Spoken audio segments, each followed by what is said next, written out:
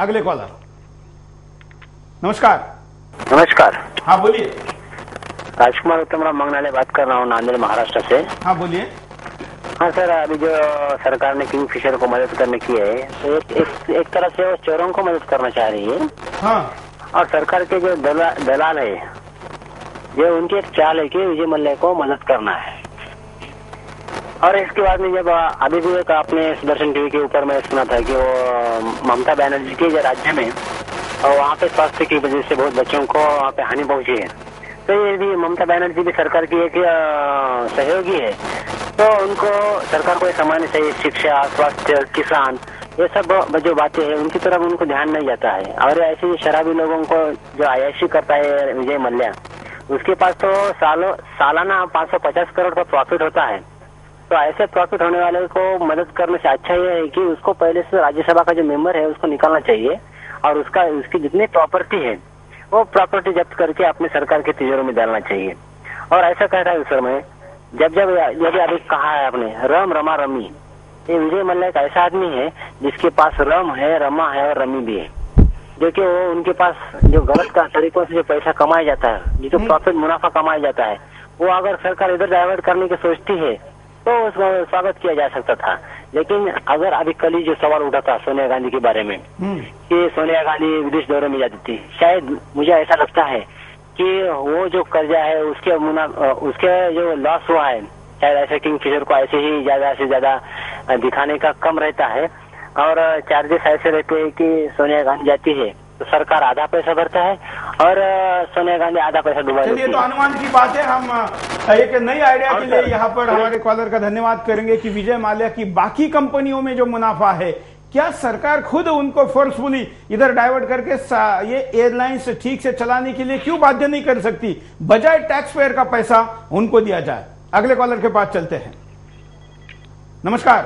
हाँ सर, नमस्कार सर, मैं छत्तीसगढ़ से बोल रहा हूँ। हाँ सुरेश जी नमस्कार, मैं छत्तीसगढ़ से बोल रहा था। हाँ बोलिए। ऐसा ये जो घाटा बताया जा रहा है, ये जो वास्तविक बात ये है कि इनकी जो शराब की जो कमाई है, शराब की जो वास्तविक कमाई है 550 करोड़ जो बताया जा रहा है, बहुत गलत फिगर है। ये इनकी से कई गुना ज्यादा इनकी कमाई है शराब से। और मैं छत्तीसगढ़ का ही उदाहरण बताऊं, यहाँ पर उनकी लाखों पेटियां बिकती हैं और 500 रुपए से कम की इनकी हर पेटी के पीछे इनकी नहीं होती। तो इनकी लाखों रुपए की शराब यहाँ पर छत्तीसगढ़ में बिकती है, तो पूरे हिंदुस्तान में इनकी शराब बिकती है। तो ये जो घाटा दिखाया जा रहा है ये सब बिहार की है, और जो भी है ये सब अपने जो इनके शराब की जो ऊपरी कमाई है, जो नंबर 2 की कमाई है, उसको वो करने के लिए किया जा रहा है। बिल्कुल, धन्यवाद। हम यहाँ पर आप लोगों की प्रतिक्रिया देख रहे हैं, लोग क्या क्या बातें कह रहे हैं। एक SMS आया है कि विजय माल्या अपने हवाई सुंदरियों की इंटरव्यू खुद लेते हैं, ऐसा विज्ञापन करते हैं, कहते हैं कि हमारे पैसेंजर्स को अच्छी हवाई सुंदरियां मिले इसलिए मैं खुद उनकी टेस्ट लेता हूं। अगर विजय माल्या अपनी हवाई सुंदरियों की टेस्ट लेने के बजाय मार्केटिंग के लोग और प्रबंधन के लोग सही काम करे कि नहीं, ये देखते तो शायद एयरलाइंस की स्थिति इतनी खराब नहीं होती। होता जी, क्या कहना है इस SMS पर आपका? जी बिल्कुल सही मायने में ये SMS इस बात को प्रतिपादित करता है कि जो आम जनता है उनकी तरफ देखना, अभी सिर्फ हम विजय माल्या जी के नाम ही नहीं ले सकते, इसमें आप अगर देखेंगे तो स्टेट बैंक ऑफ इंडिया और ICICI बैंक भी वो भी इसमें शामिल हैं। उन्होंने इस साल की मार्च में जो उन्होंने करीब 23.21% किंगफिशर की उन्होंने स्टॉक खरीद लिए, वो इसीलिए खरीद लिए कि कंपनी को हम घाटे से बाहर लाएंगे। लेकिन वो सिर्फ 1200 करोड़ घाटे को ही संभाल पाए, बाकी 6000 करोड़ का घाटा वैसे ही चलता रहा। और वो 6000 करोड़ का घाटा जो चलता रहा वो किस वजह से चलता रहा? वो सिर्फ इसी वजह से चलता रहा क्योंकि पहली बात है मिसमैनेजमेंट। अगर मैनेजमेंट सही होता तो आज की तारीख में जिस कंपनी ने करीब 150 एयरक्राफ्ट और नए खरीद के उसको लगाने की बात कर रही थी, अब वो एयरक्राफ्ट की डिलीवरीज को 2010 2011 में जो डिलीवरी होने थे उसको 2012 और 2013 में वो ट्रांसफर कर रहे हैं। और मुझे ये बिल्कुल पता है कि उनमें से 10% एयरक्राफ्ट भी इंडिया में नहीं आने वाले किंगफिशर के अंडर। जो किंगफिशर रेड बंद करने वाला है, जो कि सबसे उसका लोकल एयरलाइंस है और आज की तारीख में किंगफिशर ब्रांड के अंदर उसमें सबसे ज्यादा ऑक्यूपेंसी होनी चाहिए, अगर वही चीज लॉस में चल रहा है तो इसका कारण क्या है? और इसमें जो एक प्रतिक्रिया आई कि प्रधानमंत्री जी आप ये जरूर याद रखनी चाहिए कि आपने कुछ एक मंत्रियों को कुछ विभाग दिए हैं, उस विभाग में माननीय बायलर रवि जी ने ये स्पष्ट किया है कि अभी जो नागर विमानन मंत्रालय उनके पास ऐसा कोई प्रस्ताव नहीं है जिसमें कि वो इस बेल आउट को मंजूरी दें। जब उन्होंने बोल दिया तो उसके बाद प्रधानमंत्री जी उस पे दखलंदाजी देके इसको करने का रीजन क्या है? नहीं, चलिए हम तो ये कह सकते हैं कि प्रधानमंत्री के पास दखल देने का अधिकार है, लेकिन वो जनता के हित में होना चाहिए। एक शराब किंग के हित में देश के प्रधानमंत्री अपने मंत्री के राय को नजरअंदाज करके क्यों दखल दे रहे, ये आपत्ति का विषय है। एक और कॉलर। नमस्कार। नमस्कार, मैं असलम बोल रहा हूँ अहमदाबाद से। बोलिए। किंगफिशर एयरलाइंस को कदाई कोई सरकार नहीं देना चाहिए, इनको जो अभी बेल आउट पैकेज देने का बात कर रही हैं। इसका जो किंगफिशर का अदर कंपनीज है जो दारू ये लोग बेच रहे हैं, दारू का जो मुनाफा कमा रहे हैं, उससे इसको बेल आउट करना चाहिए।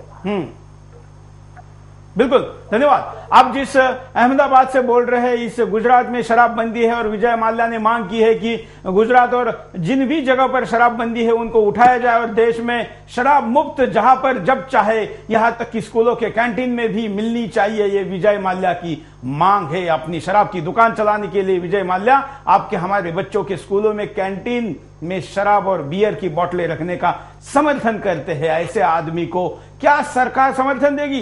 क्या आप जानते हैं कि इस साल नए साल पर और दिवाली पर विजय माल्या ने देश के सारे सांसद, मंत्री, यहां तक कि प्रधानमंत्री, देश के जाने माने समाज सेवी और देश के जाने माने पत्रकारों को अपने तरफ से शैंपेन की बोतल भेजी थी। जिस देश में गंगा के पानी को चक्कर या उसका आचमन करके नए साल की शुरुआत करने की प्रथा है, वहां पर यह शैंपेन की बोतल भेजकर नए साल की शुरुआत करने की प्रथा चलाने वाले हैं। कैंटीन से लेकर आपके घर तक इनको शराब बेचनी है, उसके लिए इनके पास बहुत पैसा है। दुनिया भर की कई बड़ी बड़ी कंपनियों का इन्होंने अधिग्रहण किया है और वो प्रॉफिट ये यहां पर लगाने को क्यों तैयार नहीं है, यह सवाल है। अगले कॉलर। नमस्कार। हेलो। हाँ, मनोज शर्मा बोल रहा हूँ फरीदाबाद से। शायद कॉलर का आवाज ठीक से नहीं आ रहा है। हेलो, मनोज शर्मा बोल रहा हूँ फरीदाबाद से। हाँ बोलिए। मैं ये पूछना चाह रहा हूँ कि विजय माल्या जी की हेल्प के लिए मनमोहन सिंह जी जैसे इकोनॉमिस्ट प्रधानमंत्री इस तरह की फेवर क्यों कर रहे हैं, जो कि पूरे देश के ऊपर एक तरह से ये बोझ महसूस कर रहे हैं, पूरा देश इसको बोझ महसूस कर रहा है। क्यों नहीं ये किंगफिशर को पूरा का पूरा टेक ओवर कर लेते? बिल्कुल सही कहा आपने। अगर विजय माल्या इसको नहीं चला सकते तो इसको सही हाथों में देने के लिए निवेशकों का अगर हित, क्योंकि ये हमारे देश के प्रधानमंत्री इस विचारधारा के हैं कि निवेशकों का हित पहले है, कंपनियों का हित पहले है, इसलिए जनता का हित बाद में है, कंपनी टिकनी चाहिए। तो अगर ऐसा है तो विजय माल्या जैसे शराबी किंग से इसका प्रबंधन हटा लीजिए, किसी और को दीजिए। नमस्कार। हाँ बोलिए। विजय शर्मा बोल रहा हूँ। हाँ बोलिए विजय जी। देखिए, मैं दो बातें कहना चाहूंगा। हाँ। नंबर एक, जो व्यक्ति भारत की संस्कृति को हर साल नहीं करता है, क्या उस व्यक्ति को मदद दी जानी चाहिए? नंबर दो, भारत की तेल कंपनियों का कुल घाटा 7,000 करोड़ रुपए का है। विजय माल्या पर तेल कंपनियों का कुल बकाया 7,074 करोड़ रुपए का है। इसका मतलब अगर विजय माल्या ने जो कर्जा है वो चुका दिया तो आम आदमी को तेल, पेट्रोल, डीजल, गैस सस्ता मिल सकता है। यानी कि आम आदमी का हक तो यह व्यक्ति मार रहा है जो कि शराब का सौदागर है। क्या आप इस बात से सहमत हैं? बिल्कुल बिल्कुल सही कहा आपने, धन्यवाद। यहाँ पर एसएमएस आया है गोंदिया महाराष्ट्र से कि प्रफुल्ल पटेल जब तक एविएशन मिनिस्टर थे तब तक इस एयरलाइंस को ऑक्सीजन देते रहे। प्रफुल्ल पटेल ने माल्या के साथ दोस्ती निभाई, अब पटेल गए इसलिए ये जमीन पर पीठ लगा रहे हैं। प्रदीप एसएमएस करके महाराष्ट्र के गोंदिया से, जो कि कॉन्स्टिट्यूंसी है प्रफुल्ल पटेल की, वहां से एसएमएस करके भेज रहे हैं। हम यहाँ पर आपको दिखाते हैं विजय माल्या के बारे में। देखिए कौन है विजय माल्या और क्या करता है। किंगफिशर के कुप्रबंध से कंपनी की हालत खस्ता हो गई है। इसके लिए कंपनी प्रबंधन ही जिम्मेदार है। कंपनी के मालिक विजय माल्या और प्रमुख संजय अग्रवाल की सेहत पर इसका कोई असर नहीं है। इस बात का अंदाजा इसी से लगाया जा सकता है कि अभी कुछ दिन बाद किंगफिशर प्रमुख संजय अग्रवाल का जन्मदिन है। जन्मदिन की इस पार्टी में पॉप स्टार शकीरा अपना जलवा बिखेरने आ रही है। इसके साथ ही पार्टी में बड़ी हस्तियों को भी बुलावा भेजा गया है। पार्टी में करोड़ों अरबों रुपए खर्च होने वाले हैं, लेकिन कंपनी की सेहत का किसी को ख्याल नहीं है। जी हाँ, यही है सच कंपनी के मालिकों और प्रबंधकों का।